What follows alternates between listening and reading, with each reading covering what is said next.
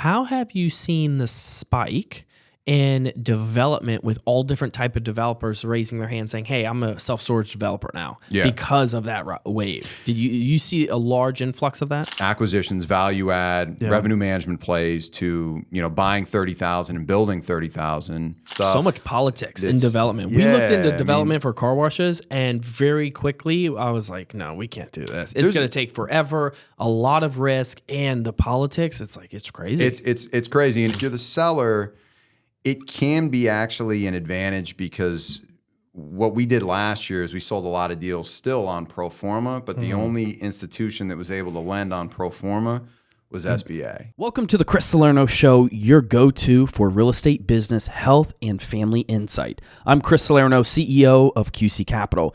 Each episode, we explore the latest trends and expert advice from industry leaders. Whether you're an investor, entrepreneur, or seeking balance, this show provides an inspiration you need. Join us and elevate your game on the Chris Salerno Show. Welcome to the Chris Salerno Show. I am your host, Chris Salerno. Very excited to have you back on another episode. I have Frank with me. Excited to dive deep into Frank's background. You guys are going to be very excited and learn a lot about this, so sit tight. Frank, thanks so much for joining us. Absolutely. Chris, it's a pleasure. It's an honor. I know. I love that you're in the same city, so it's nice. How long have you been in Charlotte? I've been in Charlotte since 2018, so I moved down from New York City. I was in New York for 5 years. Was enjoying it there. This was, mid to late 20s. You moved down during a good time, because after COVID, it went downhill. Yeah. It feels so different. The vibe, the energy, it's totally different now. I agree. It was funny when I told friends that I was leaving New York in 2018 for Charlotte. They're like, you're crazy. Where is that? South Carolina? They cut you in Charleston, Charlottesville. People don't know, but it's the second biggest financial district. Now people know. I know, right? Now people it's know. Wild. 2018, everybody was like, what are you doing? Where are you going? Now the cat's out of the bag. Everyone wants to come live down here. Yeah. It's cheaper for for everything. It is. So I moved down 2018. I mean, at that time, South End was really just starting to take off. Yeah, I think they had opened the light rail like the week of or the week before. So it had just opened up. Oh, wow. They had just done all that major rezoning. And now, as you know, all of those subway stations have kind of blown up with multifamily retail. Oh, yeah. But yeah, I've been down here since then and really have got to see and experience, Charlotte's growth. I love that. I love that. And before we dive deeper into that, when you were up in Manhattan, talk to us a little bit about what you were doing up there, your expertise and your knowledge. Yeah, absolutely. I'm going to back up even a little bit further. So I grew up in Naples, Florida. Love Naples. Which is a beautiful place. Oh, yeah. We're buying a couple car washes down in Sarasota and Cape Coral right now. Nice. And I love Naples, Florida. Southwest Florida is a whole vibe over there. I mean, people talk about the East Coast, and I actually, before Naples, my family spent some time on the East Coast, but West Coast of Florida is one of the most perfect places I've ever been to. I'm originally from Fort Lauderdale, and what I love about Naples is you can hop over to the East Coast if you want. I can't remember what highway that is, but you can Alligator Alley. Alligator Alley. Yeah, where you will see alligators on the side of the road. 100%. 100%. And I think it's like, an hour and 40, depends how you drive. Hopefully you don't get stuck behind someone, because it does go into 2 lanes and then it goes into the highway. But it's a nice, smooth drive, it's hop beautiful. over the East Coast. It's an easy ride. My family was we were living in Sunrise. Okay, yep, I know Sunrise. Close My mother used to live there. Yeah, so my dad was teaching at University School, which is a part of Nova Southeastern University. Nice. He was an educator, and we were vacationing over in Naples to kind of get away from it all. And then a job opportunity came up. And he was like, my parents were like, let's go move to Naples. I love it. So we moved to Naples. I ended up going to school in Boston at Tufts University. After school, found myself in Manhattan. You said Boston? Boston, yeah. I was just there 2 weeks ago. Oh, nice. I love that city. Yeah. And now's a good time to go. Oh, it's gorgeous. It was gorgeous. I went by the port or the piers. Yeah, Back Bay area. Yeah. And now they have an F1 arcade too. Oh, so nice. I got stuck there for a couple hours racing. Yeah. But I love Boston. Beautiful. Boston's beautiful. It was a great place to go to school. I met great friends. Through some of those connections, I actually ended up in Manhattan. Got it. I worked in the music industry coming right out of college. Interesting. I'm a You can sing? I can sing a little bit. I actually can. I won't ask you. I didn't come prepared with a song, but my mom is actually a classical pianist. So she played Carnegie Hall at 18. She's an incredibly talented musician. That's always been a big part of my life. So people who know me closely, they know if they get right in my car is programmed for the classical station. Oh, nice. So it automatically goes to classical music. And the reason why I do that is because normally if you're out and about going through meetings, you're going to hop back in your car. And classical music just puts you in the zone. Soothing. It relaxes you. And, during highly stressful days,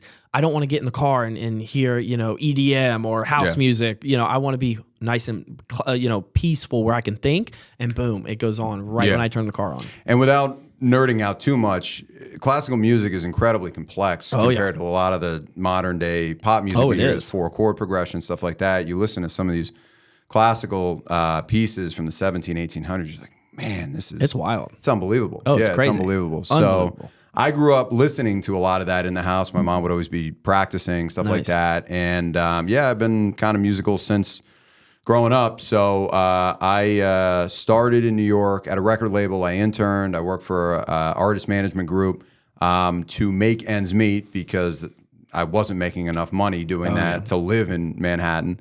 I worked in hospitality during the night. I worked at restaurants, fast casual, burger joints, taco joints. So you were grinding it out. I was grinding. That's really, New York is really where I learned how to work a 12 to 14 hour day and just kind of put everything. No break, go, high level. Yeah, you're not stopping. You can't stop. You can't. No. Yeah, you can. I mean, and thankfully you have the energy of New York to keep you going a little bit, because I think that's a big help. If you go to those large cities, you have that energy that people go in and things like that. But yeah, you're definitely grinding it out. You look around to the next person and they're like doing the same thing, right? So it becomes very normalized. People eating dinner at midnight, waking up at 6 in the morning, really no breaks. And that was probably, again, the most transformative part of my professional life, was understanding, all right, there are no breaks.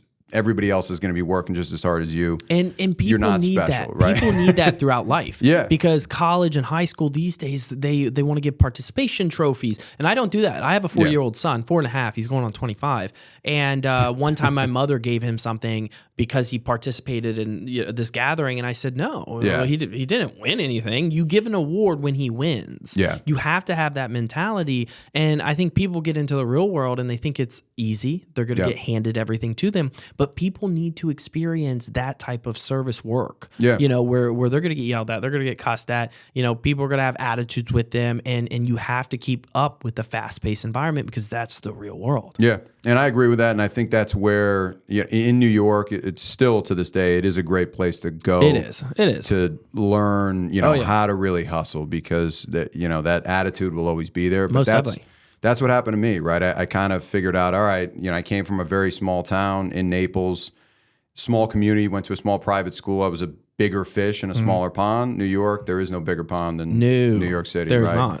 Not so at all. There I worked, restaurants at night, interning at record labels and stuff like that during the day. I eventually wound up in operations with a restaurant group, and it was backed by a family office out of Manhattan that also invested in real estate. I like it. So I got to know the principals at that family office. Through that restaurant work, we expanded very rapidly. We took the concept from 4 locations to 15 throughout Manhattan and Brooklyn in a year and a half. What is it? It's a fast casual Mexican concept. Like Chipotle. Similar to Chipotle. Or Moe's. Similar to Chipotle. Yeah, very, very similar to those concepts, but more, I guess you would say, authentically Mexican. It was called Oaxaca Taqueria. Ooh, that's cool. And, corn is it still tortillas.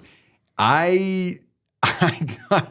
I think there's a few locations still around. I don't think we're at 15 anymore. No. But I think there are a few locations still left in the city. Same thing, we were talking about earlier. COVID hit that concept pretty hard. The locations we had, this was interesting. I don't know if this is interesting. Actually, I think this is kind of interesting, real estate related. But what we found as we expanded those concepts is in New York City, being on an avenue, very successful. If we were on a side street, there just wasn't enough foot traffic. So all the locations we had, it came down back to the fundamentals of location. Yeah, if you're kind of backed up in that alley where no one's going to be traveling much, you're done. Yeah, it had to be on one of those avenues. And those locations were more expensive, but what we found was you had to pay more to be there to keep the concept open. Goes back to the fundamentals, location. The other interesting thing about this concept was it was a commissary model. So basically, we were doing all of the cooking on one site, and that way we didn't have to rent restaurant spaces with hoods in the city. It's similar to a deli model, or a lot of Mexican concepts use this, but you're not doing you're or Middle Eastern too, stuff like that. You're reheating, so you could actually get a space that was an old shoe store, it didn't need to be a hooded, vented restaurant space, which is way more in Manhattan. A lot of people start off cooking in their kitchen like that. Right. And I know there's a food truck here that actually did that, and you would see them drive with the van and then open up the van and they'd have their rice and everything. But then now they opened up 2 physical locations. Yeah. And I think, it definitely saves on cost.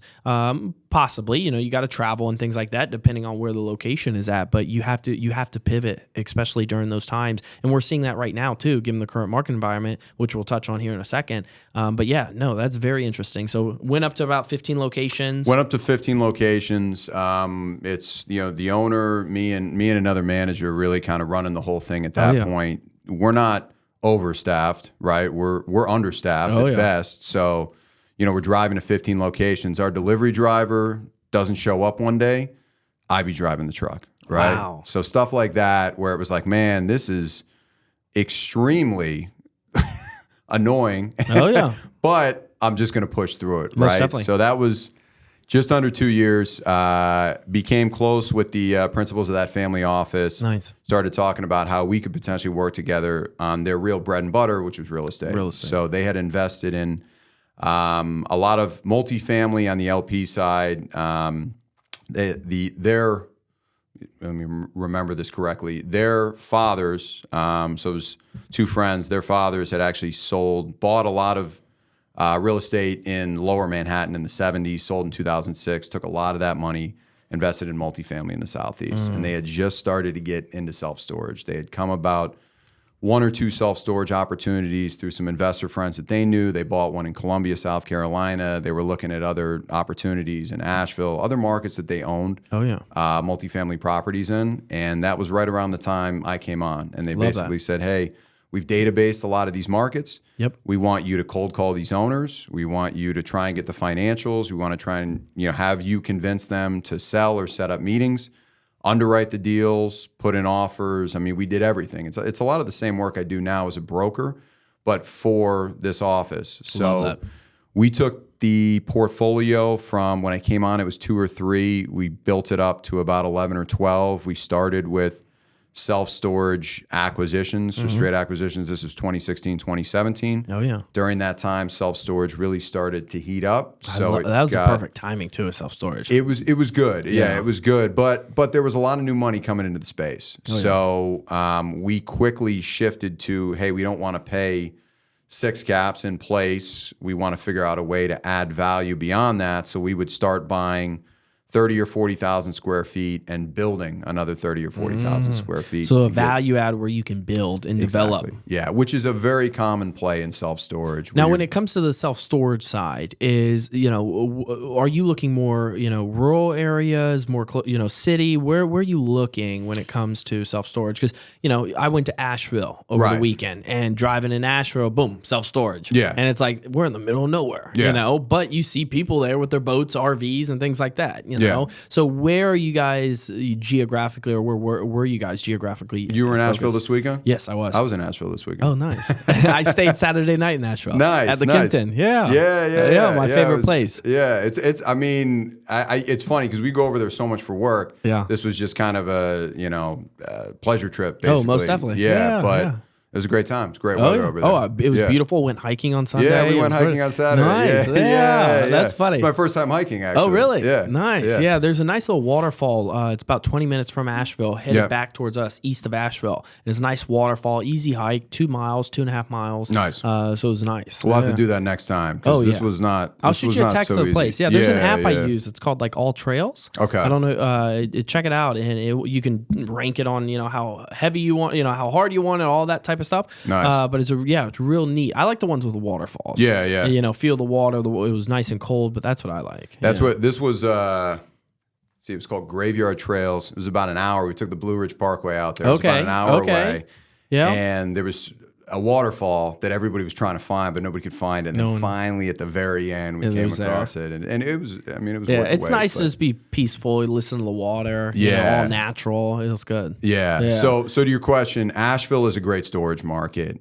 Smaller, highly affluent area, hasn't been overdeveloped. It has a high barrier to entry due to the topography and due to the restrictive municipality. Got it. Are you seeing the municipality be stronger with self-storage? Yeah, people don't really want, most municipalities don't want self-storage. Interesting. It doesn't create jobs. It doesn't generate a lot of revenue. And most of the time, back in the day, it wasn't attractive. No. Now, if you go right down the street, it looks like a 8-story building. It looks beautiful on the outside with just like a little slither of glass, so know it's self-storage. Yeah. You just got to make people know what it is. Oh, most definitely. Most definitely. But very interesting. Yeah. I can definitely understand that. Very little jobs, things like that. Yeah, it's not something that most municipalities want. If you're a municipality that has a lot of growth naturally coming to the area, you're usually in the position where you can say, hey, we don't want more storage. Yeah. If you're a smaller municipality, right, and you want to get bigger, you don't really have a choice. So you'll see a lot of these facilities come up. I'll give you 2 examples. Greenville, South Carolina, Huntsville, Alabama. They're great markets. Yeah.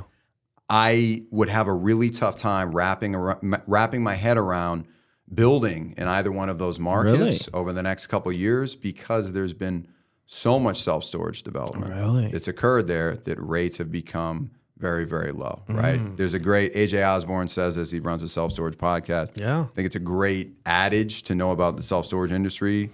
Self-storage's biggest threat is more self-storage, right? You have more self-storage coming in. It can really only fill what people say, 10% of a given population uses self-storage. So when you have more and more being built, it just creates too much supply, and that's what we're dealing with right now. And I've heard that. I follow Spartan. Yeah, love those guys and what they're doing over there. They're the phenomenal group, but they're all self-storage. And they're based out of Denver, Colorado, I believe. Yeah. Great guys over there that are running that group.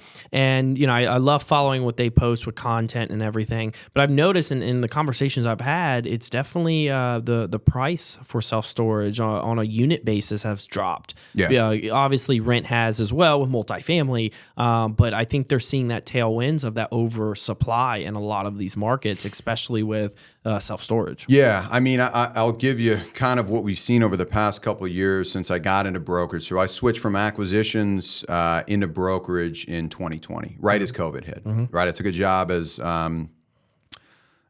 real estate manager, actually outside of the self-storage field into early 2020, like January, February 2020. COVID hits, I immediately get furloughed. I was planning to get into brokerage 2 years later, wanted, quote unquote, a safe job. Oh, yeah. And I was like, this is a sign, right? I'm just going to get a brokerage right now. So 2020, April, the debt markets are shut down. Nobody's doing anything. They opened back up the summer of that year, and we have incredibly cheap debt, but we only have like 3 or 4 assets that we can go put it into. A lot of people aren't putting it into retail. Retail's very distressed, right? Nobody's putting it in an office. Nobody's going into the office. A lot of people are getting away from multifamily because back then you had people saying, or you had municipalities or states saying, hey, they don't need to pay their rent because they're furloughed or they're not going to work. But, right, like you still have to pay your mortgage. Correct. And so we're like, what? Are you serious? Exactly. Oh, yeah. Exactly. It was difficult. So where we saw most investors flock to was self-storage, medical office, right, and industrial. And I think those are 3 darling asset classes that have really thrived since COVID. Most definitely. So you had this incredible inflation in self-storage values during that time period. And we had a ton of new players coming into space saying, hey, we've got cheap debt. We've got a ton of equity. We got to go place this. And they started buying self-storage at values we had never seen before. Really?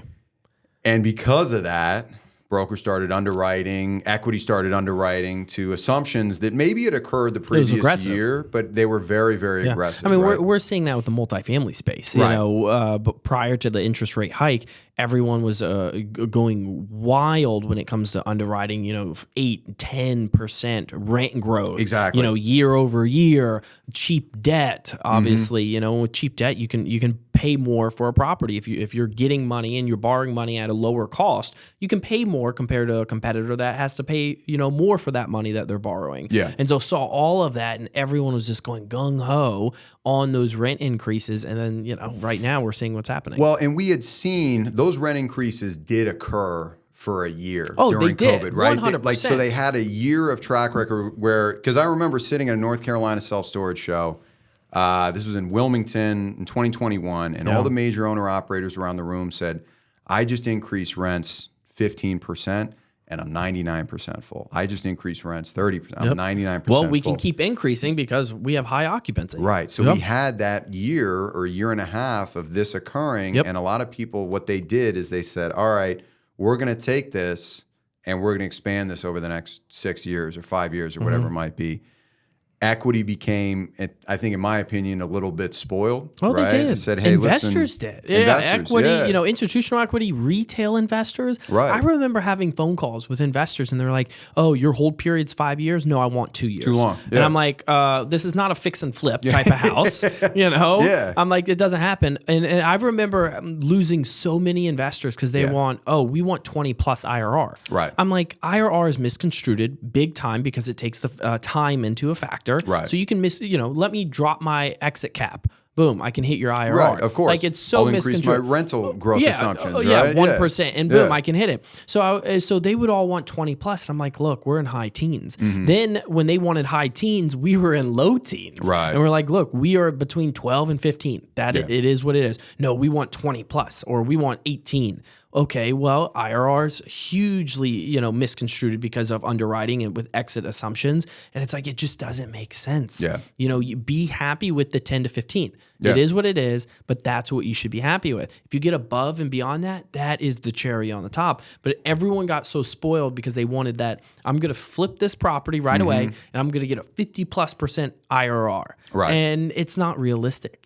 Was it realistic in that time frame? Yes. It was only those 12 months that it was realistic. But all those individuals that thought it would keep going on, now they are coughing up checks on a monthly basis to just pay debt. Yeah. And one of the, I think, issues we had that specifically hit the self-storage space a little bit harder was because we had so many new investors coming in from other asset classes or coming in from just something else, they thought or were under the impression this is how self-storage works. Yeah. Right? So if you're a multifamily investor and you've been in multifamily for 20 years or 10 years, you can look at that and say, okay, we're hitting home runs right now, but for the first 8 years, all we hit were singles and doubles, and that's probably the norm. Yeah. Whereas a lot of the self-storage guys that came in only saw the home runs at first. Correct. And are having a really tough time readjusting to, hey, it's going, and I'm talking about buyers and investors. Oh, yeah, most definitely. Hey, we're going from home runs to singles or doubles. Well, do I want to invest in self-storage if it's only going to be a single or a double? No. That's part of it was I thought these were all home runs. Correct. And there's still, there's still a lot of opportunity in the asset class. But you're going to have to double your output. If you're underwriting 1,000 deals, you better make it 2,000 to 3,000. If you're underwriting that many deals on a yearly basis with a large corporation. But you're not going to get that. And I'm still seeing it. And we pivoted to the car wash industry. We love car washes, high cash flow, high tax benefits. I just got presented a deal last night, and it's producing. So we just bought a site out in Greenville, South Carolina. Okay. And the site grosses out in Greenville, South Carolina. We purchased it for $2.8 million. Grosses more than the site they just sent us, and they want $11 million for it. Yeah. And I said, this is how I am. So anyone who works with me, they know I'm funny to this extent. I emailed back, hey, is this a typo? Yeah. Did you really mean 11 million? They haven't emailed me back. They didn't even answer my question. They emailed me back, but didn't even answer my question on, is this a typo? Right. And it's shocking because those prices were legit. Back in 2022, in 2021, groups were paying that. Yeah. But now groups are not paying that even for this type of asset class. Right. And it's unrealistic right now. Well, that I think is one of the biggest mistakes that a lot of brokers in the space 100%. are making. Right. And I know I've been a buyer. Yeah. I continue to be a buyer, right? And I'm also a broker. Yep. So one of our biggest jobs is setting expectations in the market 100%. and getting deals done at the end of the day. The biggest issue is what you just said, is setting expectations. Brokers don't set those expectations. And I was a residential broker for 4.5 years. Yeah. Now, that residential is a whole different world because it's all about feelings. I remember selling $1 million house and the wife wanted a different color paint, and she didn't want to buy the house because the paint wasn't her color. And I'm like, well, you're buying $1 million house. Why don't you just spend $2,500 and paint the house a different color? Yeah, I'll come in here tomorrow and paint this thing. Yeah, oh, I know, right? I want the commission. Yeah, And the biggest thing is on listing appointments, I would lose so many listing appointments because I would tell them, look, this is what your neighbor's home sold. You told me you want to get out in the next 30 days. If you want to get out in the next 30 days, you need to be at X amount, which is below what your neighbor sold for. Yeah. No, this broker told me I can be at X amount. Well, you could, but you're going to sit in the home for the next 6 months. Yeah. What's more important? And that goes the same thing with these commercial properties. And I love my brokers. Mm-hmm. They get paid on commission. Same with loan brokers. Yeah. Only on commission. So they have to get the deal closed. So they're going to these brokers to just try to get that listing and saying, hey, we can get you 11 million, instead of, hey, I know you want 11 million, but I'm going to let you know this is where the market environment's at. Yeah. This is what has transacted recently. So these should be your expectations given the current financials you have. And a lot of brokers don't do that because they just want the listing. They want the listing. And the hope would be at the end of the day that they're able to work the seller down to the reality of the market, and that the seller will ultimately take less than what they went to market for. Significantly less in this market. And don't be lazy too as a broker. It's funny. We received another deal, another car wash deal. We love car washes, and that's the only thing we're in right now in that asset class. And so we received a deal. The broker emailed us and said, hey, it's 8 million. Mm-hmm. But then they send us the OM, and the OM says 8.5. Mm-hmm. And I'm thinking in my head, well, you just said 8 million. Now you just showed us that you guys were at 8.5. You just knocked off 500,000. There's wiggle room here. Right. If you're telling me these difference, and then I see what the timestamp of the document they sent, or created, there's wiggle room here. Why would you do that? Don't be lazy. Yeah. Tell the sellers what the market is. And if the seller's active, they should understand, hey, this is the market, but we all have to hit returns for our investors. And that's the thing, is that a lot of investors underwrote at those previous great returns, those great numbers, those great rent growths, those great projections on revenue growth, and they're not there right now. So now you have to hold a little longer. Unfortunately, if you're not in a position where you're being forced to sell. Yeah, I mean, I think that's one of the toughest things to do as a broker. I think that's what differentiates good brokers from just people making calls. Lazy brokers, is you have to go and have that conversation. Over the past 1.5 years, 2 years, we've turned down a lot of listings. We've lost a lot of listings because ultimately we felt, even if you get the listing and you end up selling 1 out of 10, right? That you miss. Let's say you take the property out for 20 million, you know it's worth 15 million, and you end up selling it at 14 or 15, right? Maybe 1 out of 10 sellers goes down for that big of a haircut. That's a big haircut. But 9 out of 10 aren't. No. And those properties aren't going to sell. And it's hard enough bringing properties out right now in this market where buyers really aren't that interested in buying things not at all to begin with, and saying, hey, we think this is fairly priced, and getting people to buy there. 100%. So, and you're just going to ruin your reputation as a broker too, because they're going to know you as, you didn't sell my property. Right. That's what they're going to know you They're as. going to know you, and then the entire buyer pool is going to know you as, you overpriced property. Correct. Yep. Right? And so when you bring me a property, value that may not be there. That broker that brought us that property last night, I know because there's another property he brought us to overpriced. Right. So I know and this is 3 times. Yeah. So if he brought us another property 4th time, I'm going to assume it's going to be overpriced. And here's one thing though that I would comment on, because it's not something that maybe you guys think about as buyers, but we could get away with bringing you overpriced properties 2 years ago. Because there was no ceiling. Correct. So it's this old, again, you're going back to old habits die hard. Yep. Those brokers, it's not like they're just not adjusting. In my opinion, they're not adjusting quickly enough to the new reality of the market. They're not. You're not, and buyers think, sellers think the same thing. They're like, oh, maybe we'll find that needle in the haystack out there. Maybe there's that 1031, that one, buyer, up against the deadline that just needs to place money. These days, investors are like, well, I would rather take my haircut and pay the tax instead of buy a bad deal. Right. That barely cash flows. And I could lose all my money. Yeah. And a bad deal that, again, a lot of these sellers are trying to get rid of their bad deals. Correct. Right? That they bought in 2021, 2022. With all of those assumptions we just talked about, right? Oh, I'm going to buy this at a 4.5 cap. I'm going to see it pro forma out to 8%. I'm going to buy it with variable debt. Now my debt has gone to 7.5%, but my pro forma rent increases didn't occur. In fact, they've actually gone down. Now we're negative 200, 300 basis points leverage. Yep.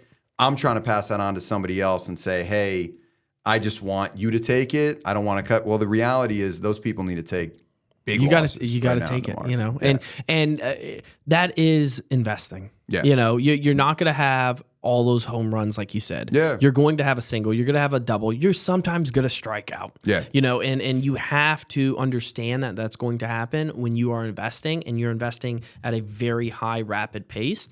It happens. Yeah. And it's important to educate your investors. It's important to be communicative and be very blunt and upfront and transparent on what is going on with the market. When we did that as a group, and we own multifamily, a little over 1,100 units right now, as a group, everyone I heard a lot from our investors. I wanted all their feedback. And a lot of our investors are diversified in other groups. And some of the consistent feedback I heard was operators stopped communicating. So what did we do? We doubled down. We went from monthly communication to bi-weekly. It's a lot more on us. Yeah. However, every 2 weeks, our investors are getting updates on how the property's doing, and anything that comes up within those 2 weeks time span because of the current market environment. Right. And you guys are doing, I think, a more proactive approach, and that's sort of the proactive approach that we tried to. And we continue to try to apply to brokerage. Love that. A year and a half ago, when interest rates started, or almost 2 years ago now, when interest rates started to fly up at 75 basis points at a time, a lot of people at that time point said, hey, listen, we're going to sit on the sidelines and we're going to wait till interest rates stop going up rapidly. And we're still trying to do deals and we're still trying to figure out how things work. Now they're high. Right? Or they settle into early this year. We settle into what we are, but they're still very high. Okay, well, we're gonna wait until interest rates come down before we start doing anything. Well, now you've been sitting on your hands for a year and a half. Yep. It's going to be another 3 years, 4 years. Right. We don't have any immediate horizon ahead where we're expecting interest rates to go down or really anything to get better. Correct. I think what it is leading to, which I think is actually opening up the market a little bit, is market acceptance, right? 100%. You're communicating with your investors as a buyer and you're saying, hey, we can't get 25% IRR. Maybe we can get 12 to 15% or something in that realm, right? And they're saying, well, we've been waiting for a year and a half for it to get better, but now we just have to accept it for what it is 100%. And go back to the singles and the doubles. On my side, sellers have been saying, hey, we want 4 caps because we saw so-and-so sell at a 4 cap, 2 years ago. And I've been telling them for 2 years, hey, it's not there anymore. Now, I think they can see in the immediate horizon, there is no way to get back to a 4 cap. Correct. So we are seeing, I think in my opinion, the market open up a little bit because we're adjusting to that new normal and it's taking both sides to come down. It's not like property values have increased much. It's more so that sellers are willing to sell it a little bit lower than where they've been willing to sell. Most definitely. And buyers are, my opinion, I think a lot of buyers in equity are just getting bored. I hope you're enjoying today's episode. Just a quick reminder to make sure you never miss an episode. Stay connected with us by following us on social media platforms, Instagram, Twitter, Threads, TikTok at Chris_Salerno_. And don't forget to subscribe to YouTube to catch the video versions of our episode. You'll get exclusive content, behind the scenes footage, and much more. Head over to YouTube, Chris_Salerno now, and hit the subscribe button. Stay tuned because we've got more great content coming right after this. I think they're definitely getting bored. I think, in my opinion, I definitely thought there was going to be at least 2 this year decreases. I don't think there's going to be any now. I think we're going to see it in a year from now. Summertime of next year, I think we'll see 1, and that's when it'll start to slowly creep down. We have to get a grasp on this inflation.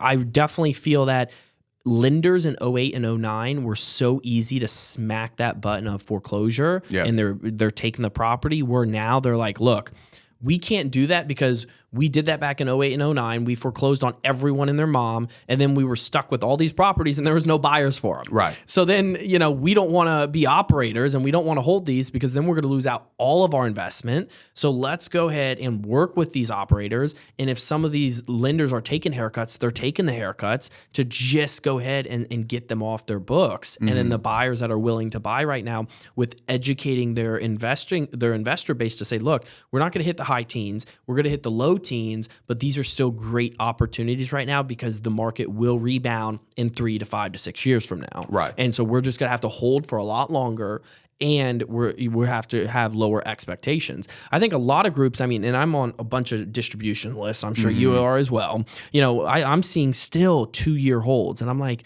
really? Like that is, I do believe rates are going to go down. And when rates go down, I think you're going to see a bunch of people get off the sideline to go buy. And I think you're going to see some cap rate compression when that happens, obviously. But a lot of people are still just trying to flip these properties. And it's like, I don't know. It's uncharted waters. Yeah. I think what we're seeing in the self-storage space, I can really only, kind of intelligently speak to that space, but I think it does echo, some of the other asset classes right now, is we're seeing the people that are buying are taking more of a long-term approach. And because of that, they're actually focusing on, where do I really want to own commercial property, right? Long-term, what is my business plan?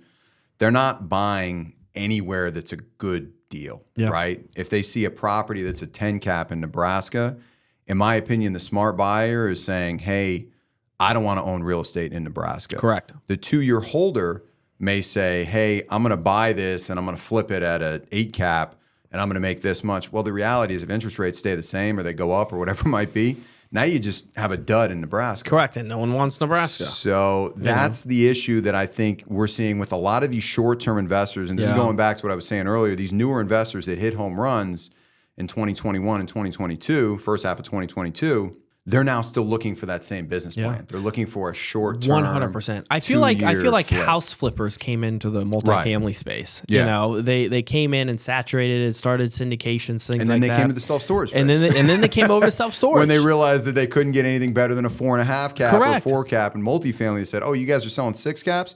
Now we're a self-storage buyer. Correct. We had a lot of those people come over. I bet. They were multifamily. Now they're self-storage. And don't get me wrong. I love diversification. Yeah. I love pivoting. We pivoted to the car wash sector. We love the car wash sector. We won't even look at multifamily or any other asset class. Strictly car washes now. Yeah. So don't get me wrong. I love that. And I think when there is a tough time, you need to pivot. Look at COVID.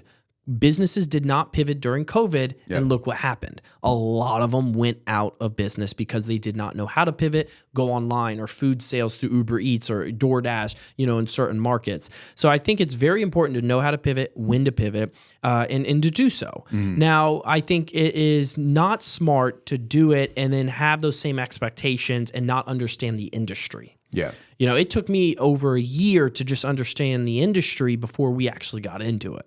So it takes and you're always learning too.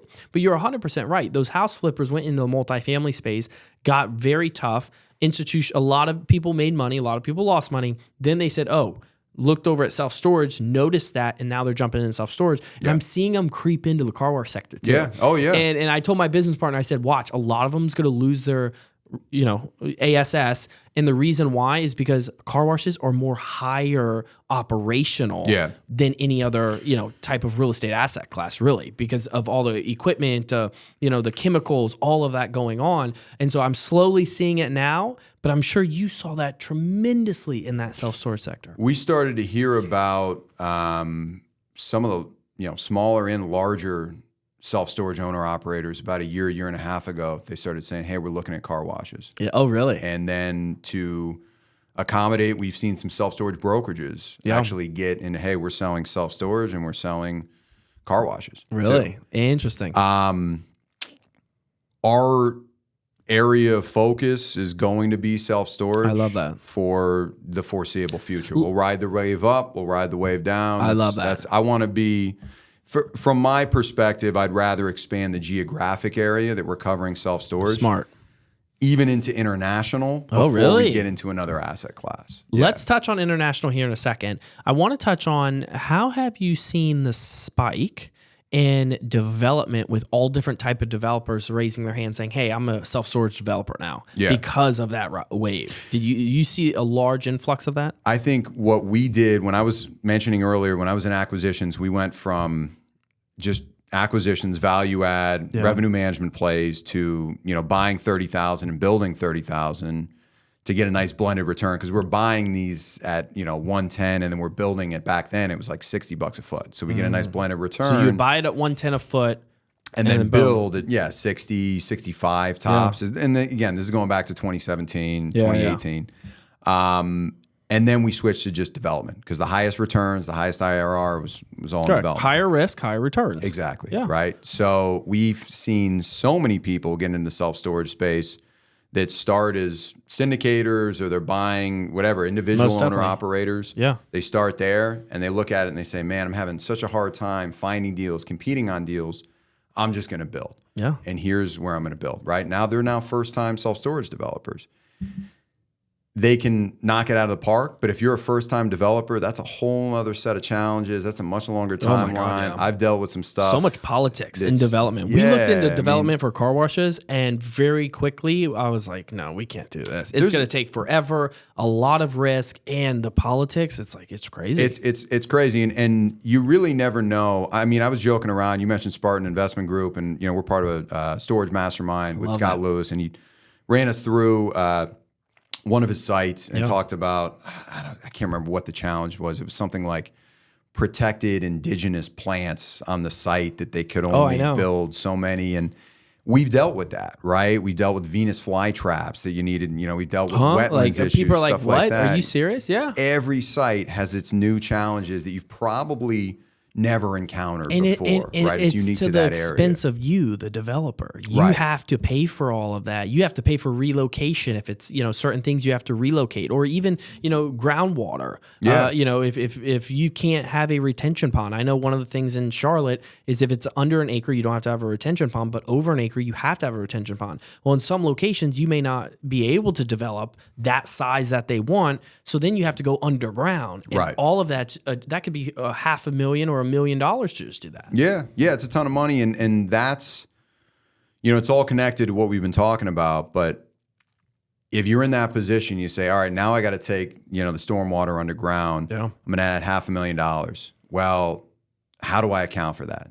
Do I juice my rents year 2, year 3? Yeah, and if you weren't underwriting for that, that's a huge hit. Right? Huge hit. And then the other part of it is a lot of these first-time developers don't know the area as well as they really should that they're developing it. Oh, 100%. Right? And it's super important because you're going to have to go down in front of city council. Yeah. And you're going to have to sell yourself and the development. Yeah. And if you don't know what's going on in the area or future developments in the area, you could lose. Yeah. People say, hey, I like Denver. I'm going to go build a storage facility in Denver.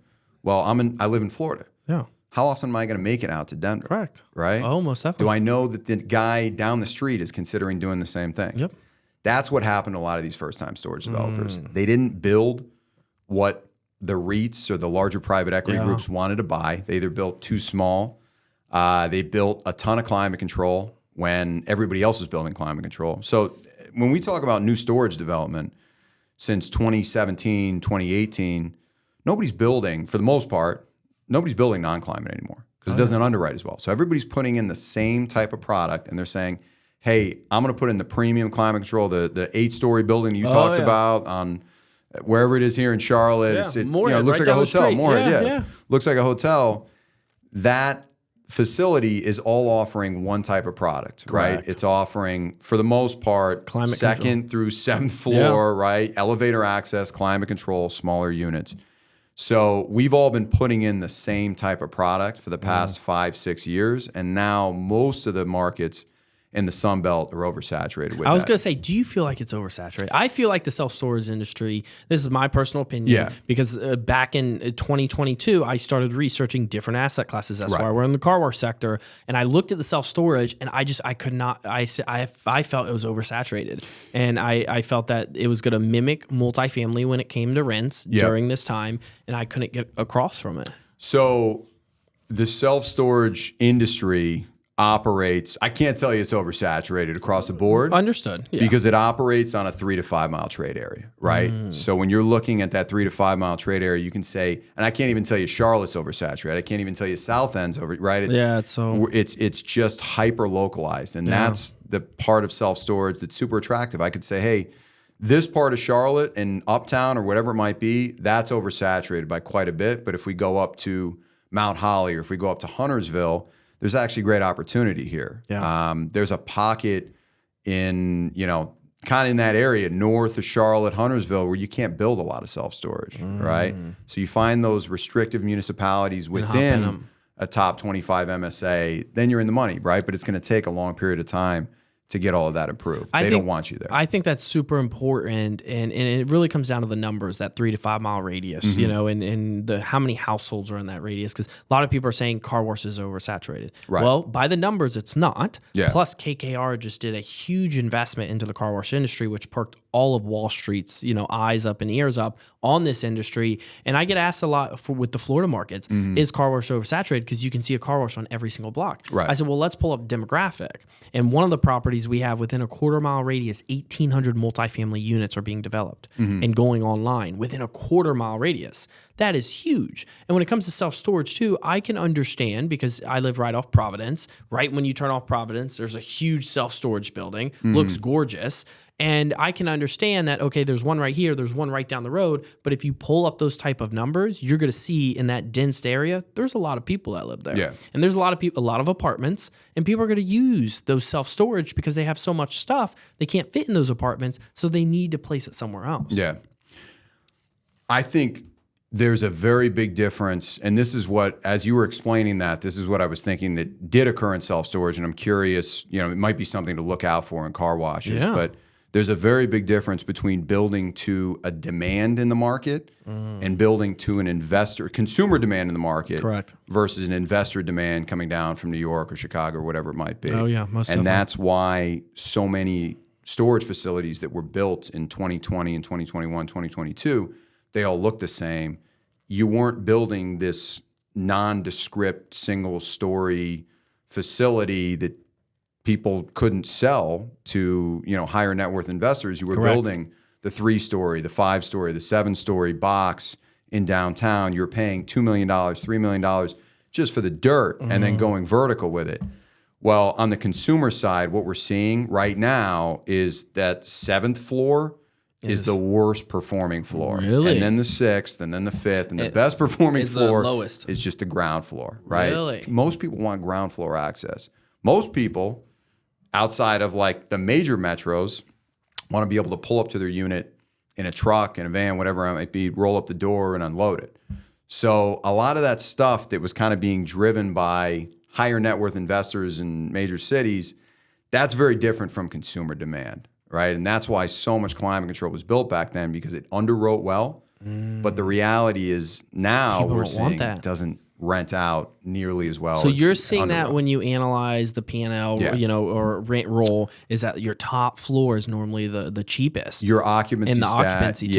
Yeah. Your occupancy stat. If you have a third, like most of these facilities aren't 7 stories. Mostly, multi-level. A lot in Charlotte. 3. A lot in Charlotte are pretty big. There's some big ones. I'm there's some shocked. big ones here. Yeah, I'm surprised with how high some of these have gotten. I know. we're seeing the most vacancy on the third floor, the second floor, and owner operators and third-party management companies, REITs, they'll discount accordingly. They'll say your first floor is where your rents are, and then they'll take 10% off the People second just floor. don't want to ride the elevator all the way up? They don't really. No, I mean, it's one of those things where most people will want ground floor access. And again, going back to what most people really want in the space is they want to be able to pull up to their unit. Yeah. And I think we've already started to see this. We're in touch with. So you think they're going back to, the old school, yeah. Instead of going vertical, we want, horizontal, where we could just pull up, open our trunk, dump it in, lock it, and get out. A lot of developers are going back to that now. Really? Yeah. And that's so and it's cheaper. It's cheaper to build that. Is yeah. Yeah. Well, yeah, I can understand that because you're going to have to do steel all Yeah. the way up. You can't do wood, things like that. Definitely the elevator. If you're doing a very large elevator, that's going to cost you a lot. Plus the maintenance on that, the upkeep. I think do you feel it may run into a problem because you can't do that off Moorhead? There's not enough land to build out. Yeah. There's only enough land to build up. Yeah. The bigger cities, you're going to have to build up. But I think, with Charlotte's lovely because 20 minutes you're in the country. Yeah. 30 minutes you're in the country, out from the city. So I think you can definitely see that from the outskirts of the MSAs of a lot of cities is that they're going to start building outwards. Yeah, I think bigger cities, I was just kind of thinking that some of the stuff I'm mentioning right now doesn't apply to Chicago. Doesn't or apply New to York, Manhattan. Yeah, No, you're not going to do that in Manhattan. Talking top 25 MSAs. Atlanta, you're still going to see multi-story sites being built in Atlanta. Yeah. You're still going to see that in LA. You're still going to see that in San Francisco. California has actually held rates very strong over the past 2 years where we've seen this major influx and now dip in the Sun Belt. Really? California's held been rates strong. very strong. Interesting. But I would say that as we start to look into 20 minutes outside of a city, we start to really analyze, okay, is that a multi-story site? And if I can find, you need 2 acres, acre and a half, 2 acres to go multi-story. Okay. You need like 5 or 6 to go single story. And when you do that single story, you're putting a slab down. Putting a Talk to slab. us a little bit about that development. Slab, metal, slab, roof. metal frame. It's much easier to build. You can pull those. I mean, a lot of those prefab buildings, they come. You can get those up fairly quickly. You can get them up quick. Because those slabs, you're not running, plumbing or anything through it. You may be running electricity, give or take if you're going to have some units like that. But you're not running plumbing, water, or anything. So, what's the give or take if you got a good crew, no weather issues? What 3-4 months to get those up? I would say 3 to 4 months to get the buildings up. I would say the whole process, depending on the municipality and getting the approvals done, from start to finish, can take a year and a half. Sometimes 2 years if you are in like a tougher municipality. A long time. And then from site work, 9-10 months. Really? From starting site work to getting the buildings up. I'm all that. sure they have, and I've seen this before. Modular. Yeah. Like, talk to us. Have you experienced that? Have you sold anything like that where it was like basically a modular storage? Yeah. So there's a few advantages with modular. Most municipalities treat them as personal property. Oh, do they? Instead of actual like real estate. So interesting. You don't have to go through. If I had a 30,000, well, they're treated like personal taxes. They don't add on to that basis, and they don't get hit with going through typical zoning, right? So if I said, hey, I want to add, 15, 20 of these, whatever, to the perimeter of my site. Yeah. Again, there's things you have to go through, but you don't have to go through site plan permitting in most municipalities. So they can get them on very quickly. The other benefit to those is you can sort of navigate these weird perimeters around properties, like, kind of going a U or something, you can actually C curve, whatever, yeah. like putting some modular units in there. And they've got some good ones now that really look exactly like self-storage units. Really? Yeah. How's the lending on that? Is the lending, are they going to say, hey, we're going to give you a little less leverage because, it's a different type of style? That's the really tricky part. And we've looked at some facilities that have been all modular units. We've actually never sold one of those. The majority of the ones that we've sold that have included modular units are less than like 10 to 5%. I think most of my major buyers, institutional groups, they still want the physical. Will start to look at it differently if it's like over 25%. They're like, this is a little something's bit harder. Different. Yeah, now we're looking at like land value. It's the same thing with open parking. Got it. So right? We're looking at like, because that's another big part of the self-storage industry right now. Is a lot of people RVs, talk about the that boats. RV open parking. Well, you don't have any structure there. That's a little bit tougher to analyze. Yeah, right? I mean, how are you going to put a value on a metal tin roof, right. And it's all open? Like, what? There is really no value on two steel beams. It's just income, right? It's income and it's safety, and the only value is the raw dirt, right? Which is going to be very little, and it's going to appreciate very little, right?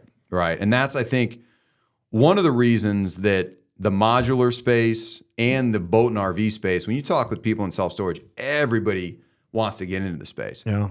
But not a lot of people have actually they don't understand, gotten in and take action. It's tough. Yeah. No, tough. Most definitely. Yeah. Talk to us overall on the lending side on how you've seen lenders really react to the current market environment and borrowers. Have you seen the leverage start to go down given the current market environment with rates going up? Yeah, I would say most people are underwriting on a stabilized facility closer to 65%.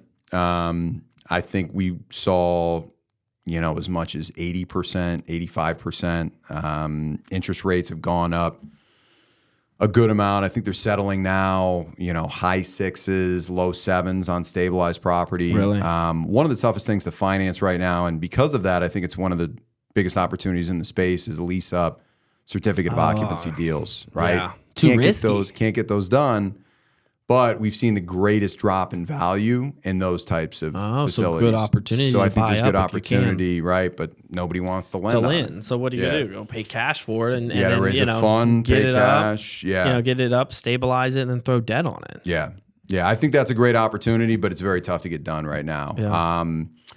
Yeah. I mean, I would say there are institutions out there still lending. A lot of our clients still go through SBA. That's a big vehicle. SBA. A lot are doing that. I believe SBA just raised from what, $5 to $7 million? Yeah. Didn't they? Which opens the door even more now. Yeah. So, I was shocked when I found out a lot of people use SBA for self-storage. And what a lot of people don't know, it's a rigorous process too. Yeah. Talk to us about the timelines. What is it? I have not used ever an SBA. I know some people do for the car washes because it's mainly mom and pops. Yeah. And self-storage was mainly a mom and pop business until, institutions flood in. Yeah. Walk us through that. I mean, normally they're longer closes, they're longer rigorous. Closing period. I mean, I think the new norm for a closing period has become 90 days, whereas it used to be, 2-3 years ago, it was 60 days. Usually we'd see offers that were 30-day DD, 30-day closing period. Yeah. Some from some really aggressive groups, 30-day DD, 15-day closing period. Right? We saw that, right, from a few groups. That was norm. That was, that's what the hard normal money was down back day then, one. hard money, all of that stuff. Now, the SBA timeline has always been around 90 to 120 days. And during that time period, it was considered uncompetitive. Now it's kind of lining up with, where most of, the other banks are. So I don't think there's really a huge disadvantage in terms of timing from an SBA standpoint.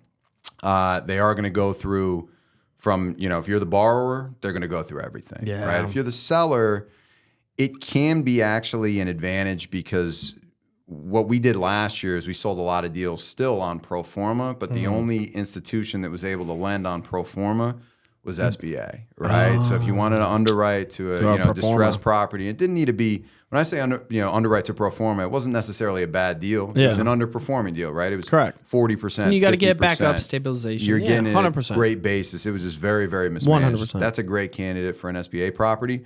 The caveat that I will say is SBA, in my opinion, is not for those fix and flips. It's not for a 2-year hold. No. This is really for long-term. a long-term 8-10 business years. plan, right? We've seen people develop on SBA loans and they say, hey, we want to flip this out. Well, you don't have any equity in the deal yet, right? You had 10% down on an SBA loan most of the times. And that can be the advantage, right? Yeah, that's a lot because they do like down. 90% leverage. Right. Yeah. They do more leverage than any conventional bank. That's great. But if you want to flip it out a year later and the market's gone the opposite direction, that's not good. You don't have any equity in the deal, right? That's not good. You need to be able to hold it for longer. So I think the SBA can be a great vehicle for people that are holding long term, that want to buy, they want to get into the space. Maybe they can refinance out, but it's not a quick deal. It's for the individual. In my 100%. opinion, it's more for the individual owner-operator versus the syndicator versus the merchant developer. Oh, yeah. That's really who, in my opinion, the SBA can be used for in the self-storage space. No, most definitely. You're spot on there. And I think it's a good avenue for most people, and then after that, those mom and pops, I think it's a good avenue for, or highly distressed where it makes sense to do that. But I do know that it comes with a lot of fees as well. They love the price gouge on those fees. Yeah. I'll tell you that. Yeah, there's fees. There's a lot of things associated with it that if you're doing it as I want to get into the space and this is a business plan, I think it makes a lot of sense. If you're doing it as hey, I'm going to buy 5 self-storage facilities this year, and my first one I'm going to buy with an SBA, and then I'll switch to this, switch to that. Oh, yeah. That's where you can get in some trouble, in my opinion. Yeah, most definitely. Most definitely. Let's talk about your health. You're fit. You work out. With such a busy schedule, you're traveling a lot. How do you stay on top of your health to maintain your high energy, your go, go, go life? I think it's a lot of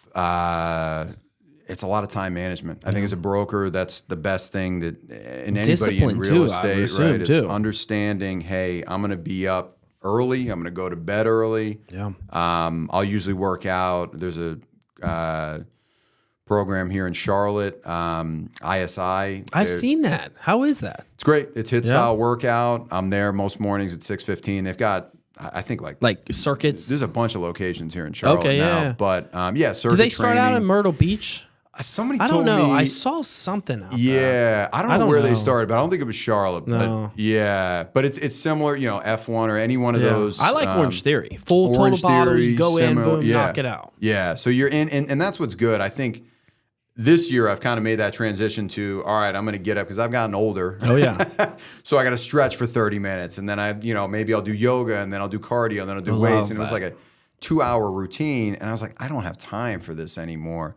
I got to somehow condense that to 45, 50 minutes. And This is a good. That's why I love Orange Theories, because you go in, you have 1 hour. If you go really hard in that hour, you can burn 700 to 1,000 calories. Yeah. Boom, you're done. You take a shower. You either go to work if you're doing it in the morning, or if you're doing a lunch break or in the evening. Yeah. You're just in, you're out. Boom, love it. I agree. And I'm a morning, to talk about I'm my an schedule. afternoon guy. I'm a morning guy. I have to Love do it that. in the morning. I try and get up 5:30 most mornings. I'm in the gym by 6:15. Straight to the gym. Do you eat before? No. So you go on empty stomach straight in. Yeah, Okay. I won't eat. I've been doing intermittent fasting for, I would say, 7 or 8 years. So I don't eat until noon, and then I'll have dinner at 6, and that'll be it for me. I love that. Love that. That's been helpful for me. When I was in New York. Big coffee drinker?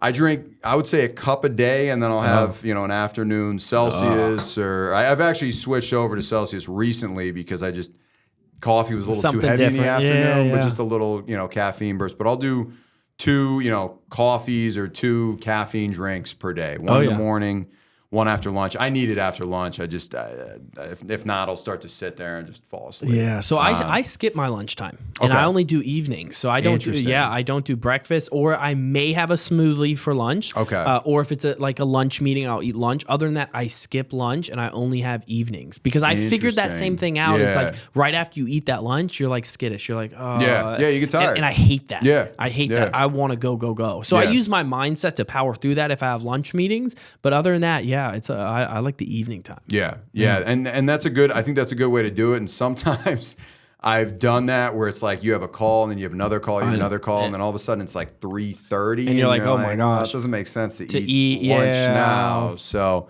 but I try and do 2 meals a day. Love that.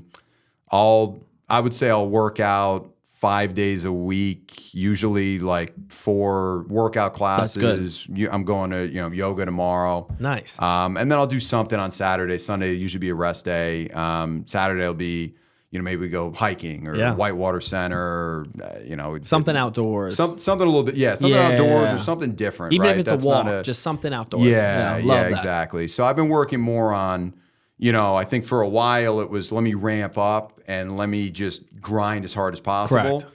Now I'm in the mode, and I feel like I've heard a lot of people talk about this. It's gotten to a certain point. They're like, all right, now I just need to be really focus on your efficient health with my time. Yeah, 100%. Focus on like time blocking, being like, if I'll be very honest. When I started in brokerage, I was making 75 to 100 calls a day. Oh yeah. I'm not. You don't have time to work out, things like that. Yeah. You know, once you build that business up, then it's like, okay, well, I need to keep my business steady and growing, but I also now need to take care of my health. Yeah. And I've talked to so many entrepreneurs, even on this podcast, and I'm guilty of it too. When you're in that grinding years, you grind. Yeah. It's not, okay, I got to work out, I got to do this, I got to do that. It's no, I'm working and I'm getting what I need to get done, and I'm going to do whatever it takes to get it done. And then once you start to get it done and you start to build it up, then it's like, okay, well, let me take a little bit of my time back to go ahead and focus on my health. Let me get that 1 hour workout in, very hard a day. For some people, it may be 2 hours, and boom, knock it out. Yeah. Yeah. And where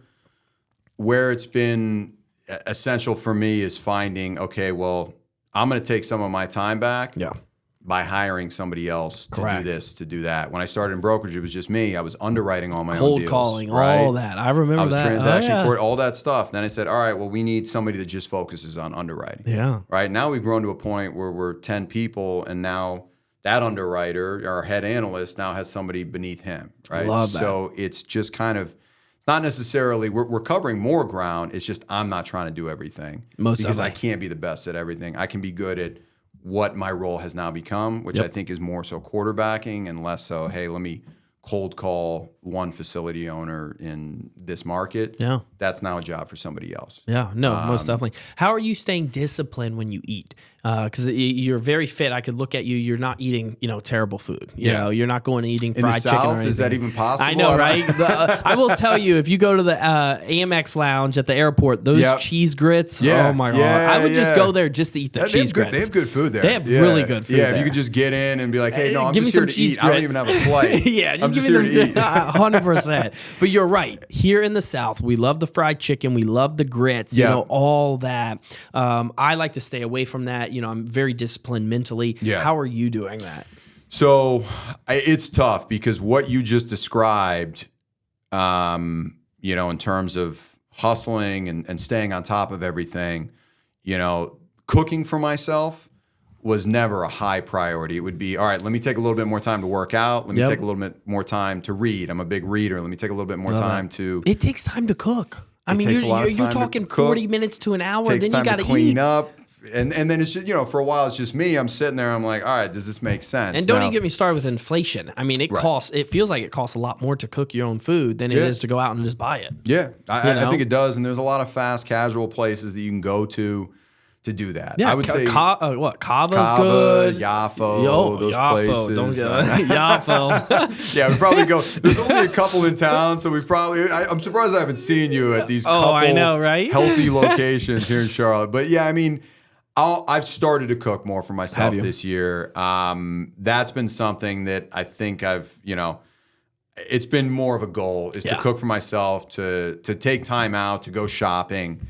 And to really, kind of focus on eating clean. But I would say most of the time, even now, I'm probably cooking, 3 nights a week for dinner. Oh, yeah. Everything else is out on, it's trying to be healthy about it, right? Yeah. It's going getting to salad, grilled chicken, fast casual, fish, those types things of like places. that. Yeah. No, you're spot on. And it's super important to take care of your health because now you have a large organization that you got to grow. Right. And you got families you have to feed within that organization too. You know, so you got to make sure you're healthy so you can, handle those situations, pressure and all that moving forward. Yeah. No, yeah, absolutely. I love it. Well, Frank, I can talk to you all day. We have a really good flow. I love it.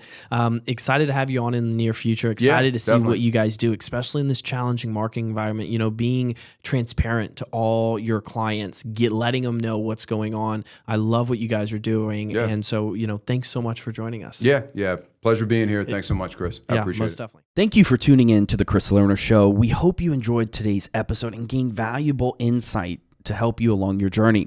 Don't forget to subscribe and leave us a review on your favorite podcast platform. If you have any questions or topics that you would like to cover, feel free to reach out directly to me. Shoot me a message on Instagram at Chris_Salerno_. Until next time, keep pushing forward and stay inspired.